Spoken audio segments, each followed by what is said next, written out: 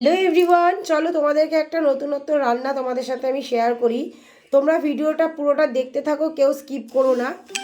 তো আমি আজকে বানিয়ে নিচ্ছি মুসুরির ডালের ভর্তা, আলু ফুলকপি টমেটো দিয়ে মুসুরির ডালের ভর্তা। তো দেখতেই পাচ্ছ তোমরা, আমি এখানে আলু ফুলকপি আর দুটো বড় সাইজের টমেটো কেটে নিয়েছি। আর এখানে রয়েছে পেঁয়াজ, গোটা রসুন, শুকনো লঙ্কা। আমি এইটা তেলের মধ্যে ভাজবো, সর্ষের তেলে ভেজে নেব। তো এটা আমি কেটে রেখেছি। তো চলো কিভাবে করছি ভিডিওটা তোমরা দেখতে থাকো। আমি যেহেতু কড়াইতে আমি সবজিটা সেদ্ধ করব, তাই আমি কড়াইয়ের মধ্যেই আমি এটা সবজিটা পুরোটা নিয়ে নিলাম। আলুটা, ফুলকপি আর টমেটো কড়াইয়ের মধ্যে নিয়ে নিলাম। এইবারে আমি এর মধ্যে মুসুরির ডাল দেবো। মুসুরির ডালটা আমি আগে থেকেই ধুয়ে একটু ভিজিয়ে রেখেছিলাম। তো মুসুরির ডালটা আমি দিয়ে দিলাম। এবার এর মধ্যে পরিমাণ মতো নুন দেব, হলুদ দেব আর কিছুটা সর্ষের তেল দেব। পরিমাণ মতন যা যা দেওয়ার এগুলো দিয়ে দিলাম। নুন, হলুদ, সর্ষের তেল দিয়ে ভালো করে এটাকে আমি মাখাবো। সব কিছু সবজির সাথে আমি এই নুন, হলুদ, সর্ষের তেলটা ভালো করে দিয়ে মেখে নেব। তো দিয়ে দিলাম সর্ষের তেল, সুন্দর করে এবার মেখে নেব। মেখে নিয়ে এর মধ্যে আমি পরিমাণ মতো জল দেব। জল দিয়ে আমি এটা সিদ্ধ করতে বসিয়ে দেবো। তো আমার মাখা হয়ে গেল, সুন্দর করে মাখিয়ে নিলাম। মাখিয়ে এবার এই সবজিটার পরিমাণ বুঝে আমি জল দিয়ে আমি সেদ্ধ করতে বসিয়ে দেবো।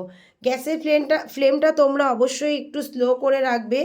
বেশি বাড়িয়ে দিলে আবার সেদ্ধ হবে না, তার আগে জলটা সব টেনে নেবে। তো তোমরা দেখতেই পাচ্ছ পুরো জলটা টেনে নিয়েছে, একদম মাখা মাখা হয়ে গেছে।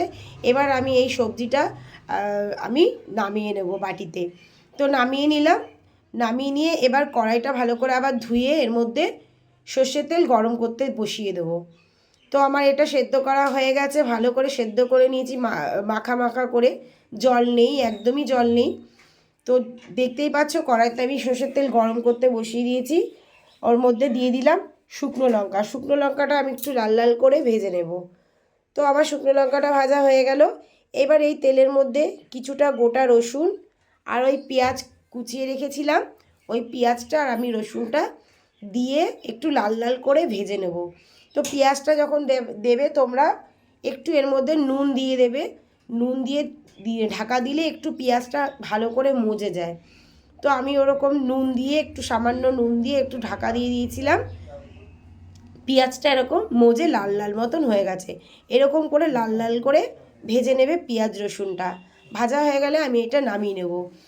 তারপরে আমি নামিয়ে নিয়ে যে সেদ্ধ করা সবজিটা রয়েছে, ডাল দিয়ে সিদ্ধ করেছি, সেটা এখানে দেখতেই পাচ্ছ ধনে পাতা কুচিয়ে রেখেছি, এগুলো একসঙ্গে মেখে নিয়ে তৈরি হয়ে গেল আমার মুসুরির ডালের আলু টমেটো ফুলকপির ভর্তা। ভিডিওটা কেমন লাগলো তোমরা অবশ্যই আমাকে কমেন্টে জানিও।